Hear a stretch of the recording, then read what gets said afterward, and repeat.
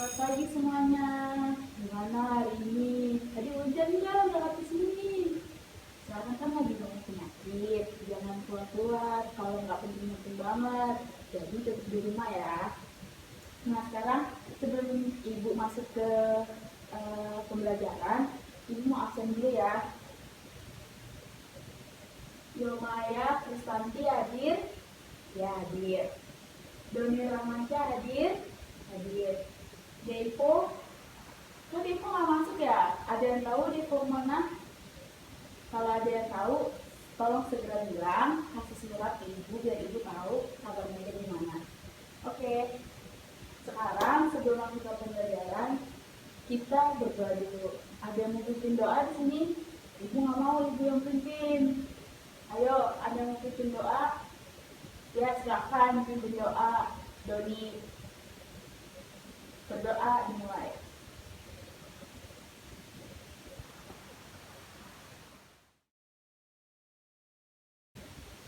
Nah, kan tadi ibu udah bilang, kalau desain kalian mau bagus itu, kalian harus ikutin tata letak sama yang namanya prinsip. Nah, dua hal ini akan kita pelajari hari ini. Ingat apa aja tadi? Tata letak dan prinsip, ya benar. Nah, jadi sebelum kita masuk ke tata letak dan prinsip, kita cari tahu dulu nih, apa arti dari desain grafis ini. Oke, next ya. Nah, seperti yang kalian lihat, ada yang mau baca? Ya, kamu silakan.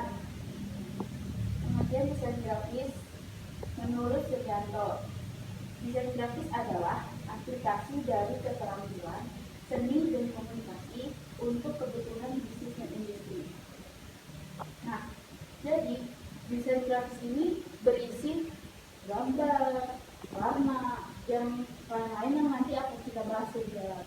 Nah, ada yang mau bertanya apa arti dari desain grafis? Baik, tidak ada. Ibu lanjut ya. Nah, tujuan dari desain grafis ialah tujuan dari desain grafis adalah menyampaikan sebuah pesan. Nih, udah ibu caps lock sama udah ibu underline biar kalian semua tahu poin dari tujuan utama kenapa desain grafis itu dibuat. Nah, menyampaikan sebuah pesan kepada masyarakat dan menciptakan desain yang memaksa kehendak pengirim pesan atau bersifat menyenangkan yang akan menyempurnakan pesan yang akan disampaikan.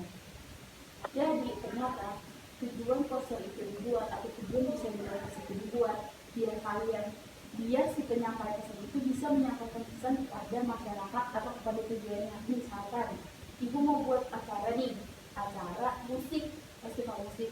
Tujuan ibu adalah anak-anak SMA di sekolah ini, sekolah SMK 3 Surabaya misalkan. Nah, ibu membuat poster itu semenarik mungkin, eye catching mungkin, yang mana tuh ibu supaya pengumuman ibu atau festival musik ibu itu bisa diperhatikan sama anak-anak SMK 3. Nah, ketika sebuah poster tidak menyampaikan pesan atau tidak bisa mentransfer pesan, berarti itu posternya itu tidak mengikuti kaidah-kaidah dari desain grafis, atau saja mungkin poster tersebut tidak menarik sehingga tidak ada yang mau membaca gitu. Jadi ketika kalian membuat sebuah desain, sebuah poster, sebuah pamflet atau sebuah apapun, itu kalian harus memperhatikan tujuan dari desain grafis ini. Ketika kalian ingin menyampaikan pesan, ya sudah, ketika kalian menyampaikan pesan itu harus tersampaikan kepada khalayak atau tujuan dari kalian. Ada yang mau bertanya?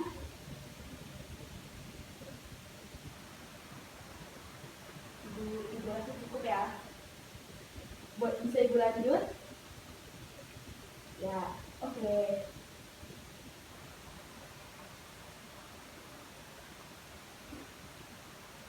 Nah, tadi kan kita belajar apa? Dua hal, tata letak dan prinsip. Nah, kita masuk ke bagian pertama, yaitu tata letak. Sebelumnya ada yang tahu nggak tata letak itu apa? Ayo, masa udah kelas berapa nih? Kelas 10 SMK nggak ada yang bisa Nggak ada yang tahu tata letak itu apa? Tata letak. Tata letak. Ya, silakan. Depo. Depo itu nggak masuk ya? Oh, Yomaya. Ya, ayo Yomaya. Apa itu?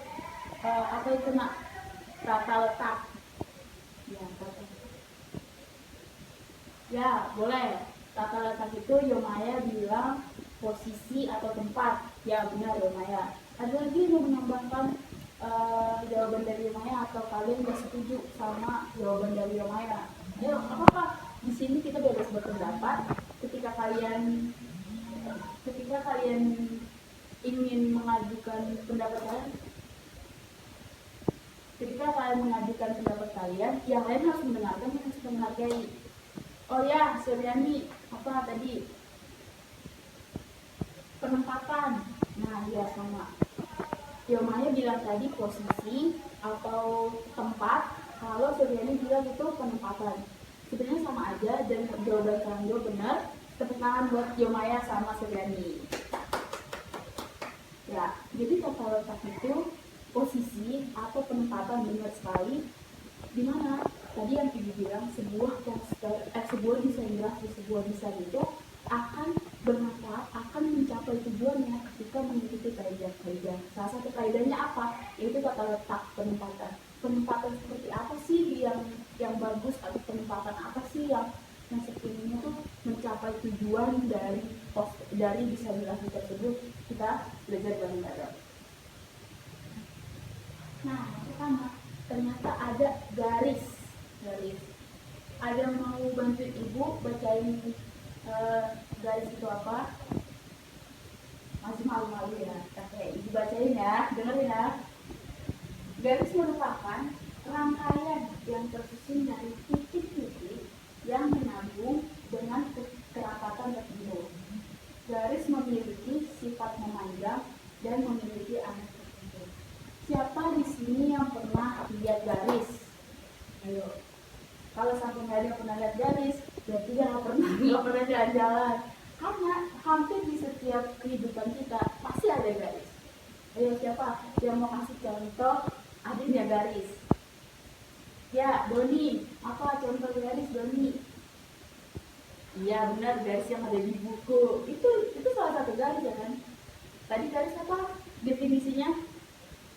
Ya, sekumpulan titik-titik. Jadi garis itu terbuat dari titik-titik. Jadi titik ketemu titik jadinya sebuah garis.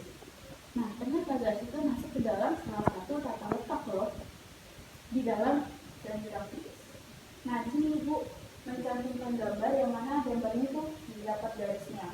Nah kan, tadi kita lihat ya di foto itu kalau garisnya kebanyakan kelihatannya ruwet, kalau garisnya terlihat terlalu polos atau terlalu plain, terlalu pucat gitu kan. Jadi kita harus bisa menempatkan garis-garis secara tepat, secara proporsional di dalam desain grafis kita.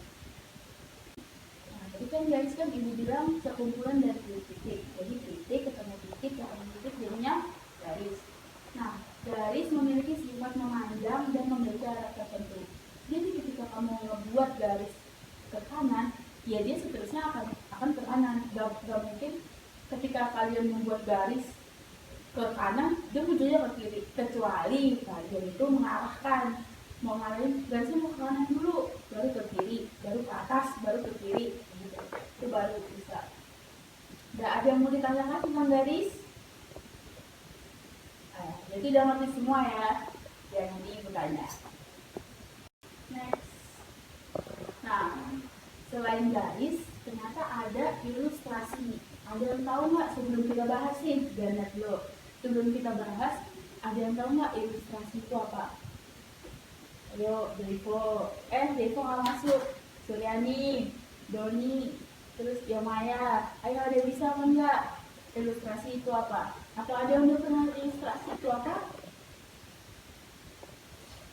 Langsung aja ya kita bahas. Nah, ilustrasi itu berasal dari bahasa Latin ternyata. Bahasa Latin itu illustrare kalau Ibu nggak salah ya. Terus yang berarti menjelaskan. Nah, berarti ilustrasi merupakan seni membuat gambar yang berfungsi untuk tanda yang tampak yang mampu mengkomunikasikan permasalahan tanpa menggunakan kata. Berarti ilustrasi itu fungsinya menjelaskan, namun tanpa kata-kata. Nah, contohnya gimana sih Bu? Nah, ini lihat nih contohnya. Ibu udah kasih lihat di sini nih.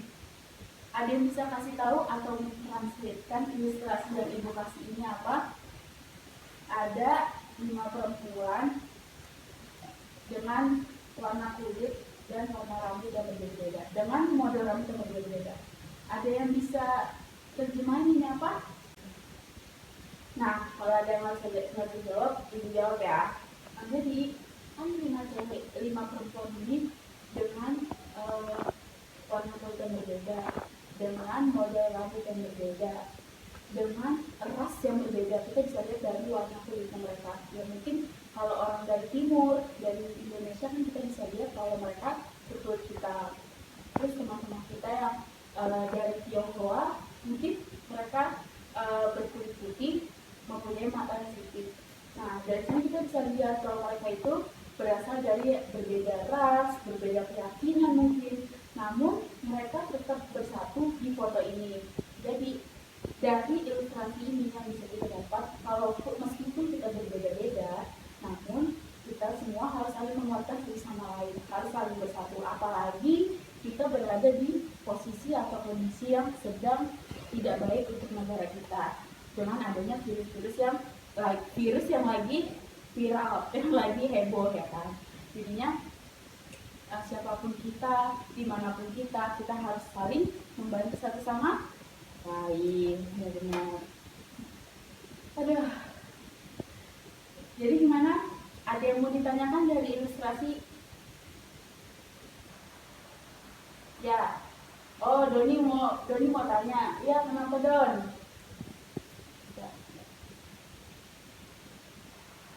Oh iya, iya benar. Jadi ilustrasi itu dia menjelaskan atau menceritakan sesuatu tanpa harus menggunakan kata-kata. Kan kalau misalkan buku sejarah, sejarah 1945,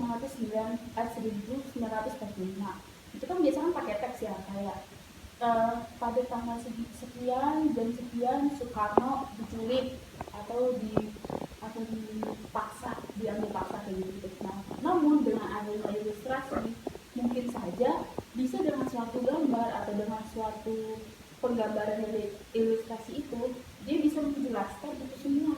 Jadi tanpa menggunakan kata-kata, dia bisa menjelaskan apa itu yang dimaksud oleh dia. Itu. Jelas dong? Ya. Terus kita lanjut ya. Kalau nggak ada yang ditanya lagi di ilustrasi. Next. Nah, lalu ada tipografi. Ada yang mau bacain buat Ibu? Tipografi. Ya, silakan Doni baca. Suryani baca. Enggak Bu, nggak mau Bu. Fungsi dari tipografi yaitu kurang keras nak suaranya, kerasin lagi. Fungsi dari tipografi yaitu untuk membuat teks menjadi lebih menarik dan indah dilihat. Tipografi juga diharuskan untuk membuat pembaca bisa mudah membaca teks atau readability dan kemudahan untuk mengenali setiap huruf atau legibility-nya. Nah, apa itu readability? Coba yang Maya bantu Ibu baca. Readability dipengaruhi oleh jenis huruf, warna objek, dengan background, spasi, perasaan, geografi. Nah, yang kedua ada legibility. Bisa jelasin? Suryani, ayo Suryani bantu Ibu baca. Legibility dipengaruhi oleh kerumitan desain huruf. Legibility juga dipengaruhi oleh warna. Nah, tipografi ini berarti kan bahasa dekatnya dengan hal itu kan tipografi ya. Nah, jadi coba kalian bayangin kalau kalian ada